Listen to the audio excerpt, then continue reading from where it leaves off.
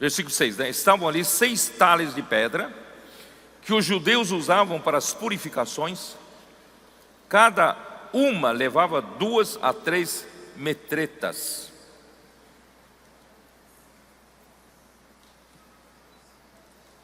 As 6 talhas de pedras eram usadas para a purificação dos judeus.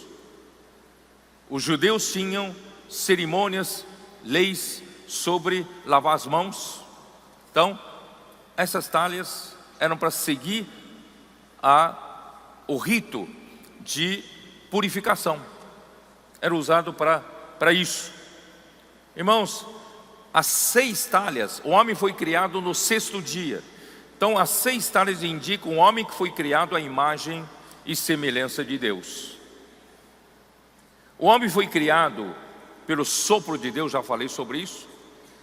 E esse sopro de Deus, Neshama, formou o espírito do homem dentro dele para receber Deus, que é espírito. Por isso o homem, irmãos, é feito em forma de um vaso para conter Deus, essa talha de pedra.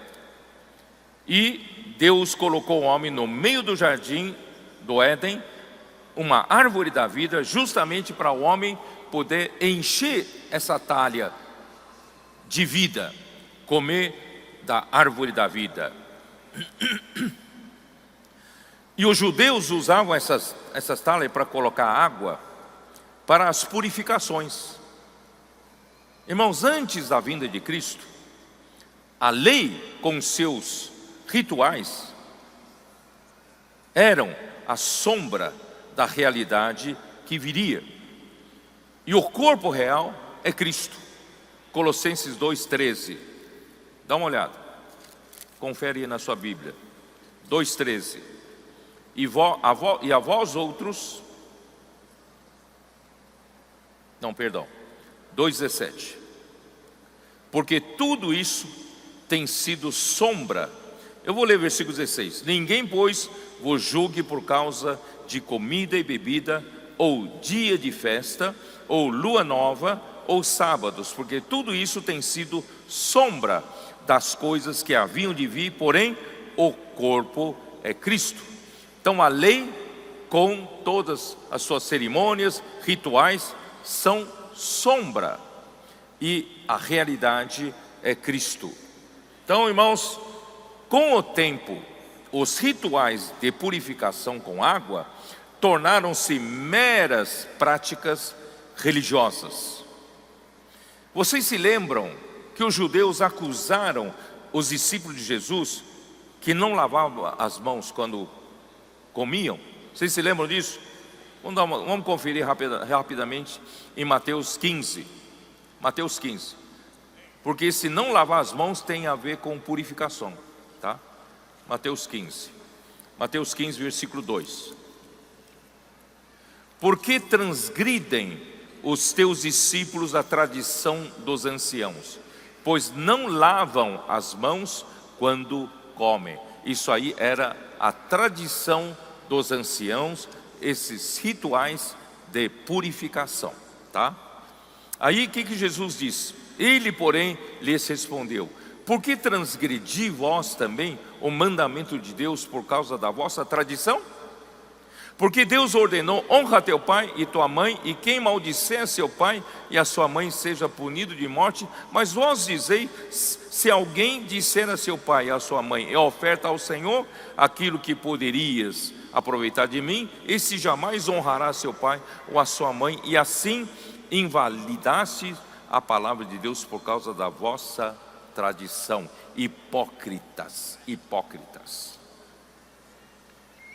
Ó Senhor Jesus, eles ensinavam apenas doutrinas, versículo 9, que são preceitos de homens. E também Mateus 15, versículo 17 diz assim: não compreendeis que tudo o que entra pela boca desce para o ventre e depois é lançado em lugar escuso? Mas o que sai da boca vem do coração, e é isso que contamina o homem, porque do coração procedem maus desígnios, homicídios, adultérios, prostituição, furtos, falsos testemunhos, blasfêmias, são estas coisas que contaminam o homem, mas o comer sem lavar as mãos não o contamina. Irmão, não é o ritual de purificação da tradição, né, dos pais que deixava de contaminar o homem. Os irmãos entenderam como aquilo se tornou meramente rituais, cerimônias religiosas. E quando chegou, irmãos, a realidade, a igreja é santificada e purificada pelo quê? Efésios 5, 25. Senhor Jesus, qual é a nossa purificação? Você se purifica com o quê? Efésios 5, versículo 25. Qual deve ser a nossa purificação? Vamos lá. 5, 25. Maridos, amai vossa mulher como também Cristo amou a igreja e a si mesmo se entregou por ela, para que a santificasse. O que realmente santifica a igreja, irmãos, é essa purificação. Qual? Tendo-a purificado por meio da lavagem de água pela palavra. A verdadeira purificação, irmãos, depois que veio Cristo como a realidade, é a lavagem de água pela palavra. Por isso, irmãos, estamos insistindo tanto na imersão da palavra. Estamos insistindo tanto em que vocês façam, né? Vocês vão, né, para fazer, ruminar a palavra, mexer o caldeirão, façam grito de guerra, irmãos, façam imersão explosiva, façam o que for, mas, irmãos, é a água correndo entre nós é que faz o processo da verdadeira purificação que nos santifica.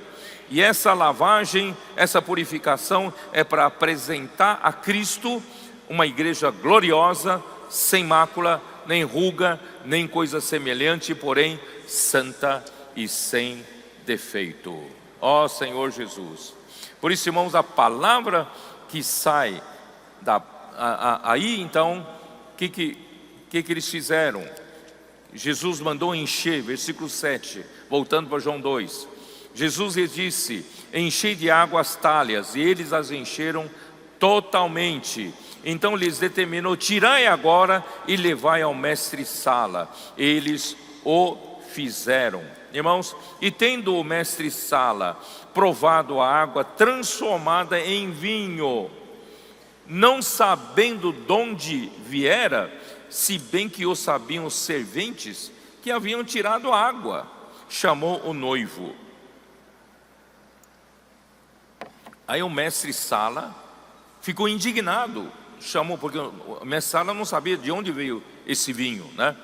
E chamou o noivo e lhes disse: todos costumam pôr primeiro o bom vinho, e quando já beberam fartamente, quer dizer, depois todo mundo já está meio embriagado, pode servir vinho ruim que ninguém vai perceber, né?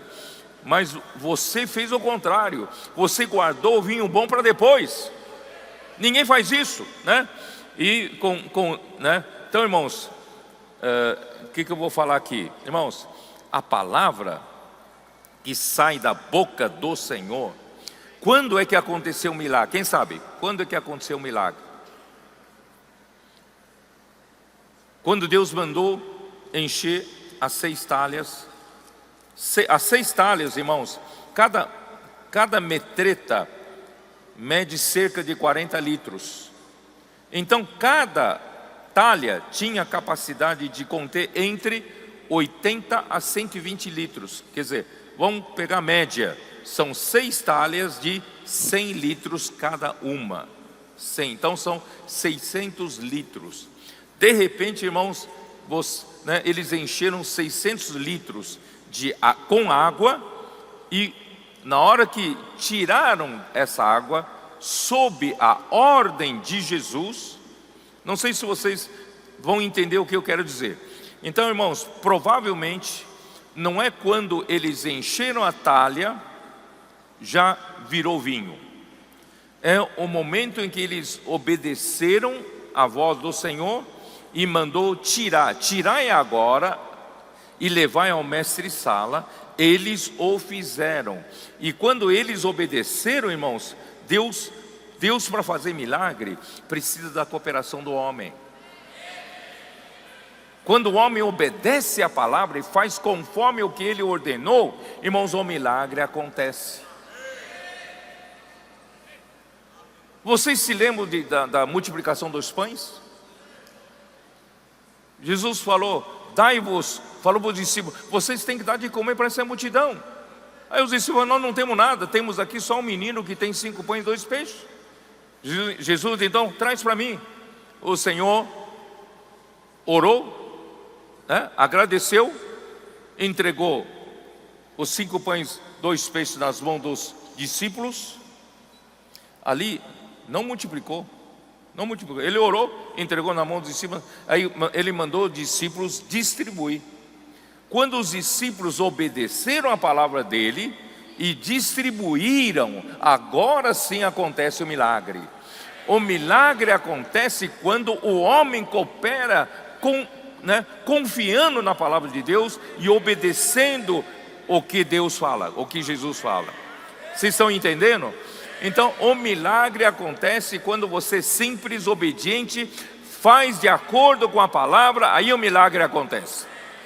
Aí os discípulos distribuem e o pão não acaba, e o peixe não acaba, porque o milagre acontece nas mãos do homem que obedece, que crê e obedece.